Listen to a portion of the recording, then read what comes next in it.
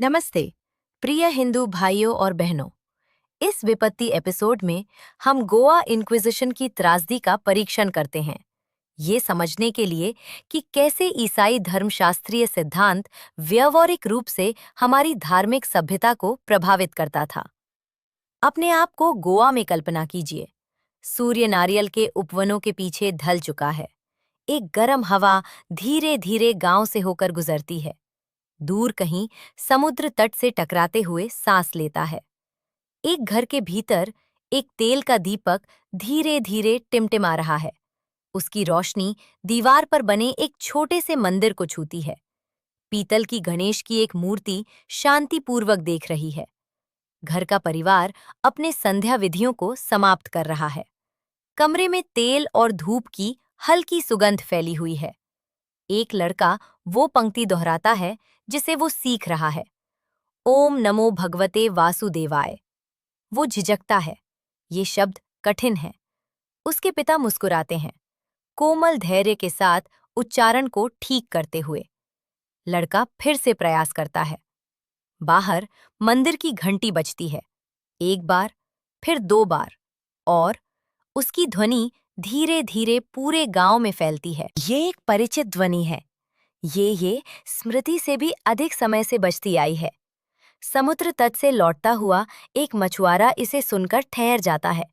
वो आगे बढ़ने से पहले संक्षेप में अपने हाथ जोड़ता है। एक वृद्ध स्त्री अपने द्वार के पास बैठी हुई एक छोटी प्रार्थना फुसफुसाती है। जीवन उन लयों में चलता है जो किसी भी साम्राज्य से पुरानी है। सुबह मंदिर का शंख लाएगी, दोपहर बाजार लाएगी, संध्या दीप लाती है। पीढ़ियों से ये व्यवस्था रही है, लेकिन पिछले कुछ वर्षों में कुछ बदलना शुरू हो गया है। निकट के बंदरगाह पर अब अजीब जहाज लंगर डालते हैं। उनके ढांचे गांव के घरों की छतों से भी ऊंचे उठते हैं। उनकी पालों पर अपरिचित प्रतीक बने हैं। काले वस्त्र पहने हुए पुरुष घाट पर उतरते हैं। कुछ के हाथों में क्रॉस है, दूसरों के हाथों में विदेशी लिपि में लिखी हुई पुस्तकें हैं। वे ऐसी भाषाएं बोलते हैं जिन्हें बहुत कम गांव वाले समझते हैं। गोवा के लोगों ने इन नए आने वालों को पहले भी देखा है। वे पहले व्यापारी के रूप में आए थे, फिर सैनिक आए, अब पुरोहित सड़कों पर चलते हैं। वे एक नए धर्म के बारे में बहुत निश्चितता के साथ बोलते हैं। कुछ गांव वाले सुनते हैं, बहुत से नहीं सुनते। मंदिर अब भी खड़ा है, घंटियां अब भी बजती हैं, लेकिन बातचीत बदलना शुरू हो गई है। बाजार में व्यापारी पहले की तुलना में अधिक धीरे बोलते हैं। यात्री पास के नगरों से समाचार लाते हैं। नदी के किनारे का एक मंदिर हटा दिया गया है, एक और मंदिर बंद कर दिया गया है। एक परिवार जिसने बपतिस्मा स्वीकार किया है, अब पुराने उत्सवों में शामिल नहीं होता। ये कहानियां एक कान से दूसरे कान तक पहुंचती हैं। कोई इनके बारे में ऊंची आवाज में नहीं बोलता। घर के भीतर संध्या का भोजन परोसा जाता है, चावल, दाल, मसालेदार सब्जियों का एक कटोरा, कुछ सादा दही, मसालेदार अचार। बच्चे पहले खाते हैं, पिता सुनते हैं, जबकि उनकी पत्नी बोलती है, उसने आज बाजार में कुछ सुना, नगर से एक नया आदेश।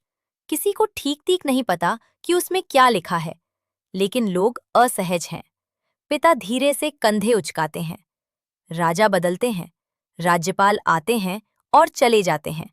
साम्राज्य उठते हैं, साम्राज्य गिरते हैं, लेकिन गांव टिके रहते हैं।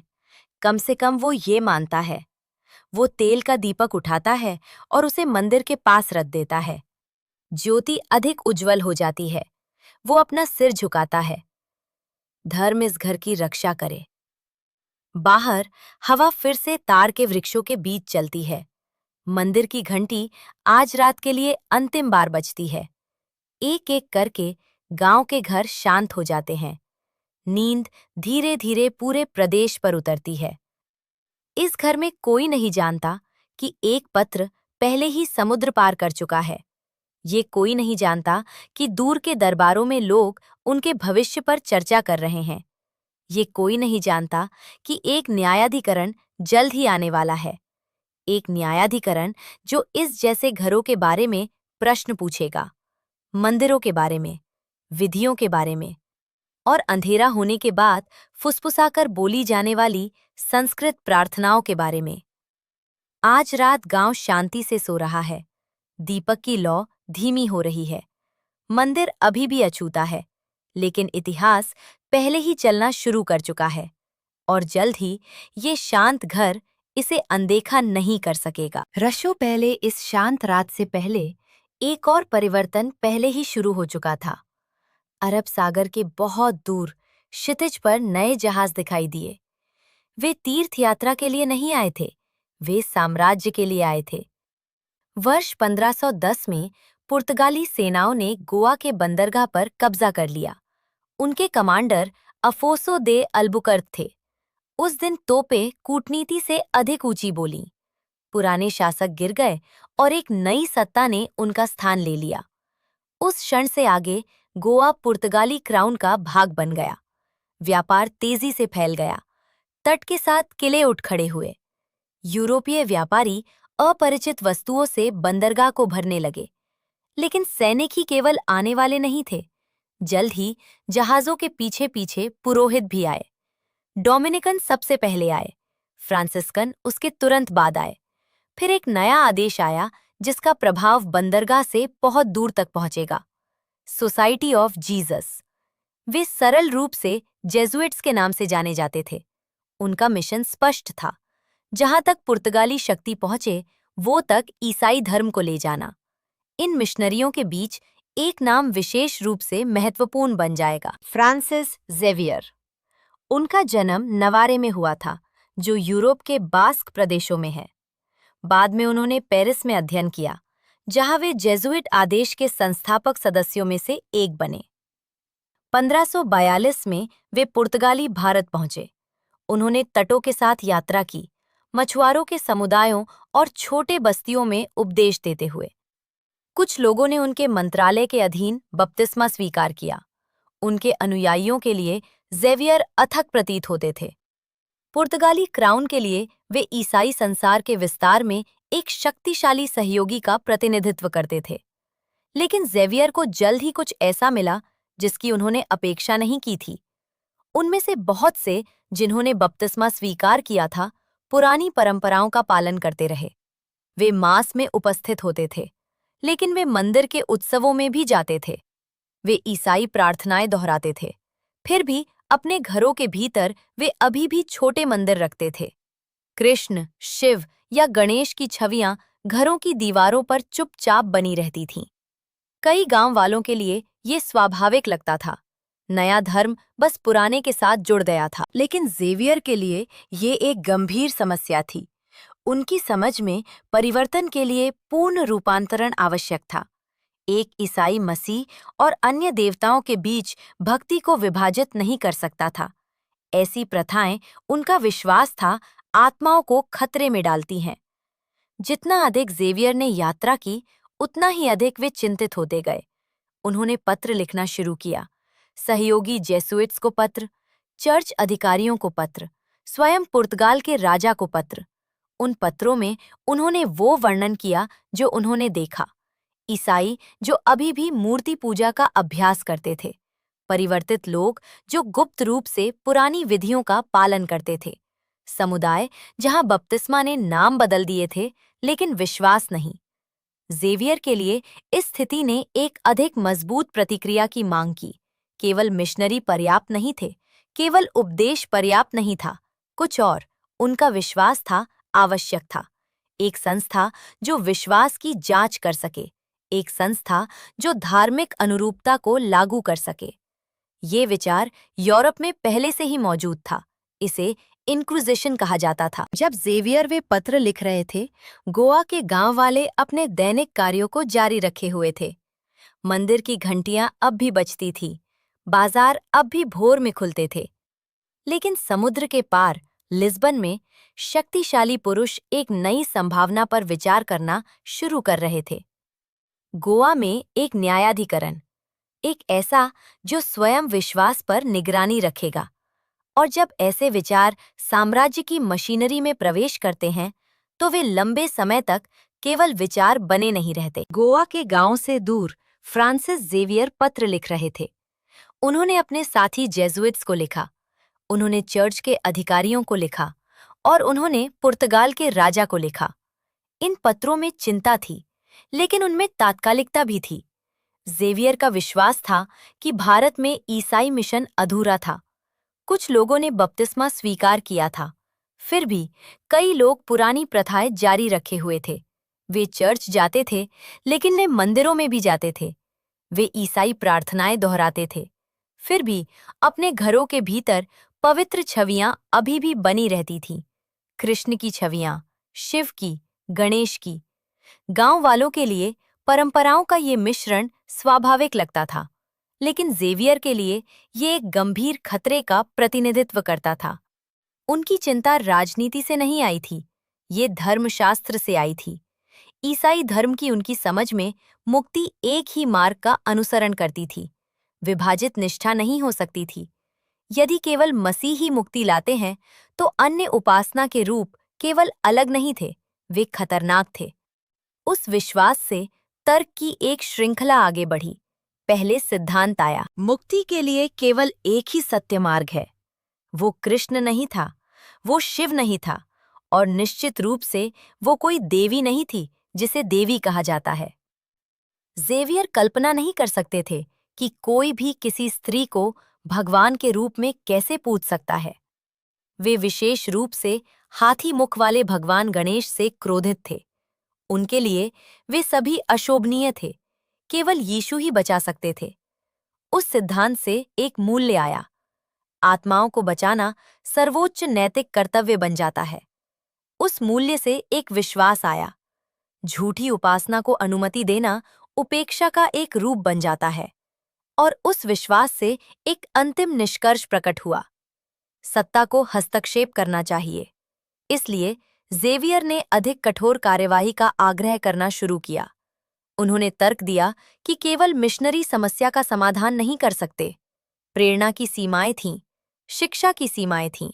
यदि परिवर्तित लोग गुप्त रूप से पहले की प्रथाओं में लौटते हैं, तो कुछ और आवश्यक था, जांच, निगरानी, छिपे हुए असहमति के लिए दंड। यूरोप में ऐसी एक व्यवस्था पहले से मौजूद थी। इसे इंक्विजिशन के नाम से जाना जाता था। वो इसे घृणा की दृष्टि से देखा जाता था और इससे भय किया जाता था। उसका उद्देश्य ईसाई विश्वास की शुद्धता को सुरक्षित रखना था। वो विधर्म की जांच करती थी, वो अभियुक्त से प्रश्न करती थी, वो स्वीकारोक्ति की मांग करती थी, और जब आवश्यक होता वो दंड देती थी। जेवियर ने आग्रह करना शुरू किया कि ऐसा ही एक न्यायाधिकरण गोवा में स्थापित किया जाए। उनके पत्र समुद्र पार कर गए। वे गोवा से लिस्बन तक पहुंचे। वो राजकीय अधिकारियों और चर्च के अधिकारियों ने उनके शब्दों को सावधानी से पढ़ा। उनके लिए ये अनुरोध उग्र नहीं लगा। वे वही धर्मशास्त्रीय मान्यताएं साझा करते थे। सत्य एक था, विधर्म आत्माओं को खतरे में डालता था, और शासकों का कर्तव्य था कि वे विश्वास की रक्षा करें। उस विश्व दृष्टि के भीतर तर्क स्पष्ट प्रतीत होता था। यदि परिवर्तित लोगों के बीच छिपी हुई त्रुटि मौजूद थी, तो उसे उजागर किया जाना चाहिए। यदि त्रुटि बनी रहती है, तो उसे सुधारा जाना चाहिए। यदि सुधार के लिए सत्ता की आवश्यकता है, तो सत्ता को कार्य करना चाहिए। जो एक मिशनरी की चिंता के रूप में शुरू हुआ था, वो धीरे धीरे साम्राज्य की नीति बन गया। राजकीय परिषदों के भीतर चर्चा शुरू हुई। चर्च के अधिकारियों ने अपनी सलाह दी। यूरोपीय न्यायाधिकरणों के कानूनी मॉडल की जांच की गई। फिर धीरे धीरे निर्णय आकार लेने लगा। एक न्यायाधिकरण स्थापित किया जाएगा गोवा में, विश्वास की जांच करने के लिए, परिवर्तित लोगों की निगरानी करने के लिए, धार्मिक अनुरूपता को लागू करने के लिए। अपने मंदिरों के पास सोने वाले गांव वालों ने कभी इन पत्रों को नहीं देखा। उन्होंने लिस्बन की बहसों को कभी नहीं सुना।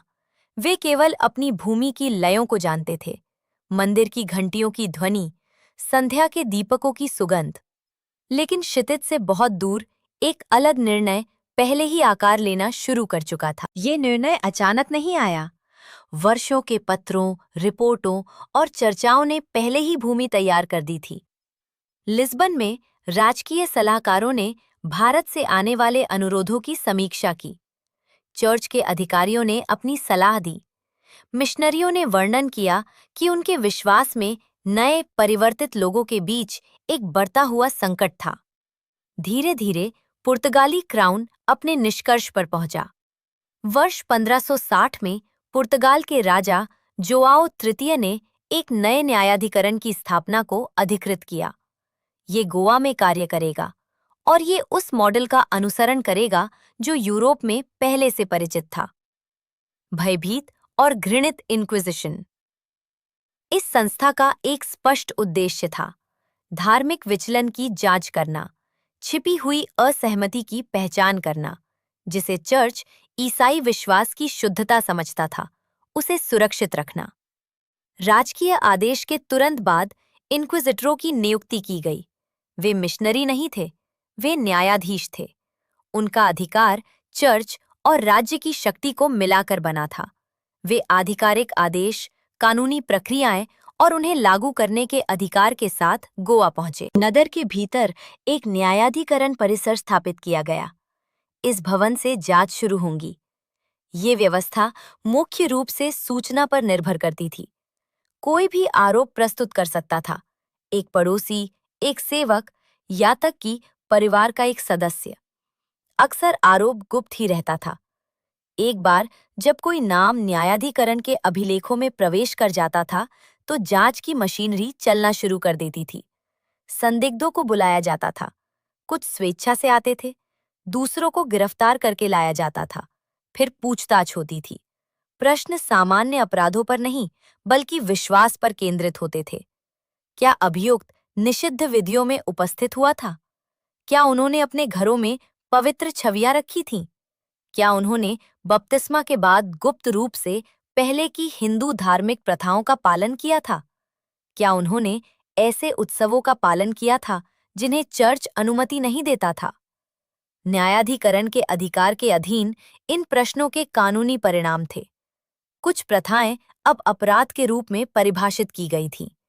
हिंदू छवियों का स्वामित्व रखना, मंदिर के समारोहों में भाग लेना, पारंपरिक उत्सवों का पालन करना, ये तक कि छोटे घरेलू अनुष्ठान भी संदेह उत्पन्न कर सकते थे।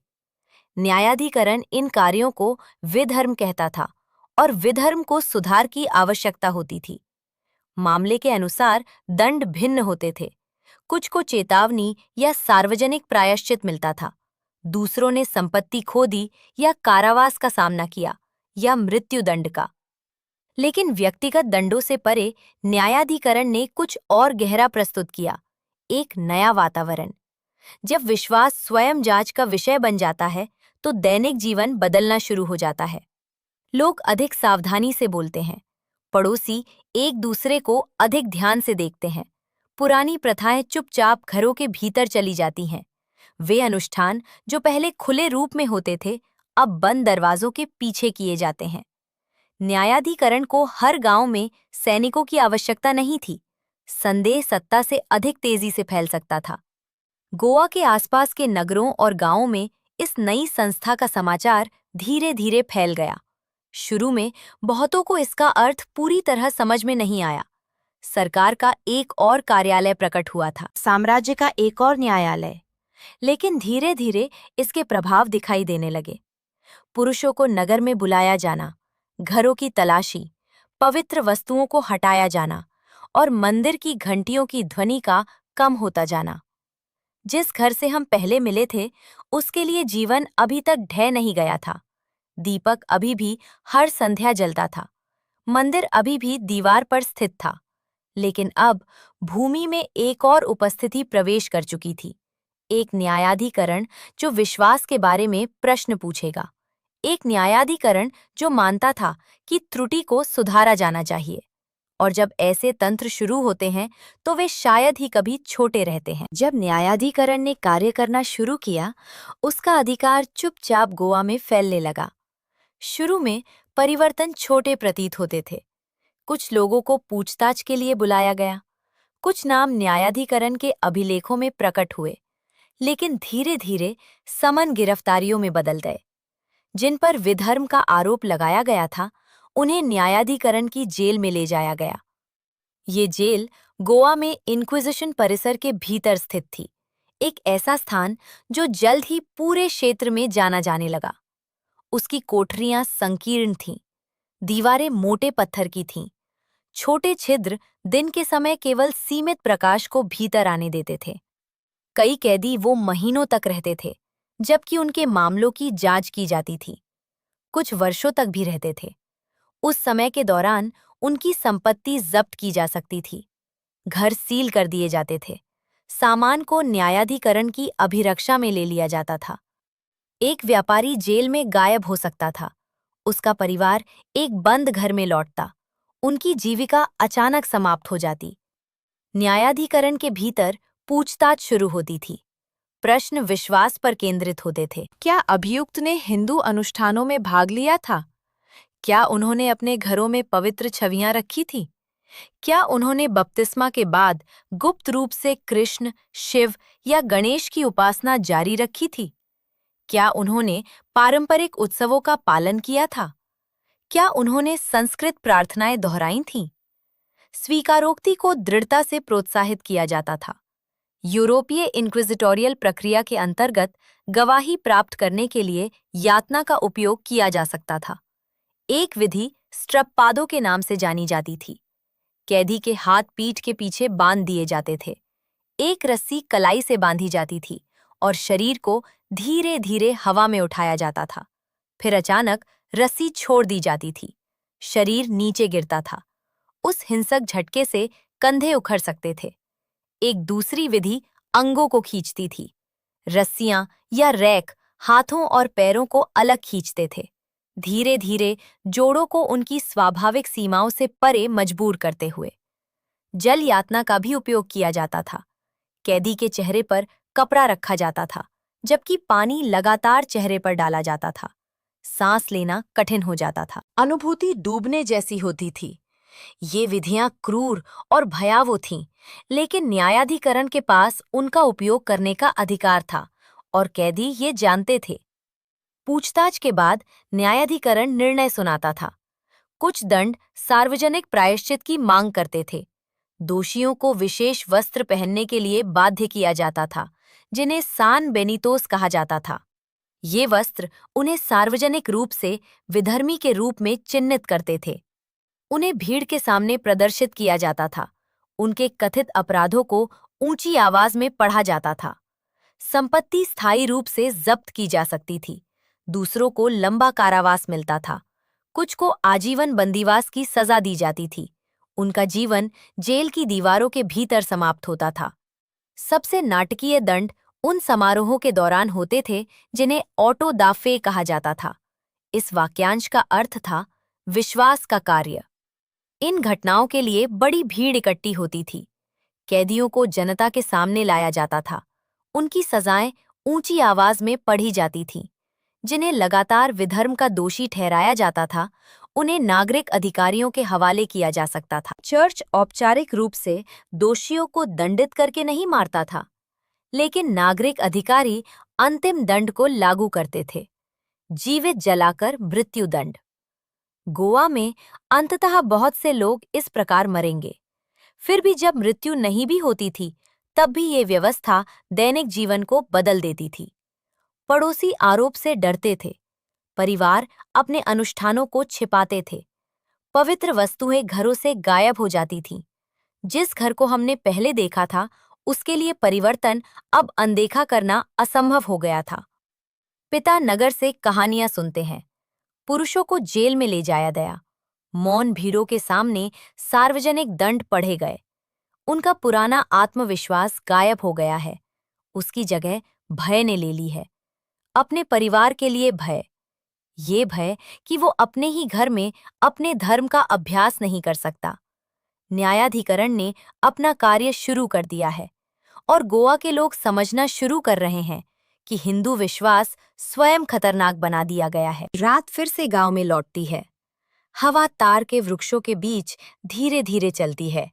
घर के भीतर तेल का दीपक फिर से जल रहा है, लेकिन मंदिर अब दीवार पर नहीं है। गणेश की मूर्ति अब एक लकड़ी के संदूक के भीतर रखी है, कपड़े में सावधानी से लपेटी हुई। पिता ढक्कन बंद करते हैं, वे कुछ नहीं बोलते। लड़का इस मौन को देखता है। शाम के पहले मंदिर की घंटियां कभी पूरे गांव में सुनी जा सकती थीं।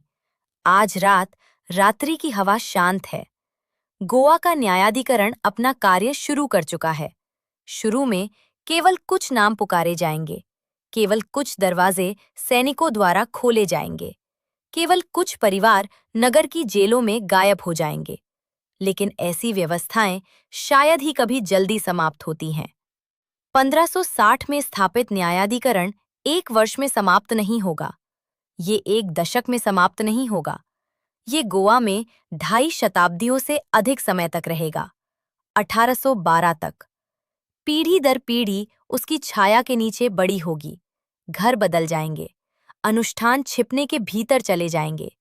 पूरे समुदाय उस भूमि को छोड़ देंगे जिसे उनके पूर्वज कभी अपना घर कहते थे। अगले एपिसोड में हम देखेंगे कि इस व्यवस्था के अधीन जीवन क्या बन गया।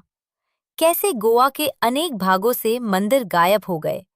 कैसे परिवार पड़ोसी हिंदू राज्यों में भाग गए। कैसे परंपराएं केवल गुप्त रूप से जीवित रहीं। और कैसे इस भूमि के लोगों ने महान विपत्ति के समय में धर्म को सुरक्षित रखने के लिए संघर्ष किया। जो आज रात शुरू हुआ वो केवल आरंभ था। यदि आप समझना चाहते हैं कि गोवा ने इस लंबे परीक्षण को कैसे सहा, तो इस कथा के भाग 2 के साथ आगे बढ़ें। कथा अभी समाप्त नहीं हुई है।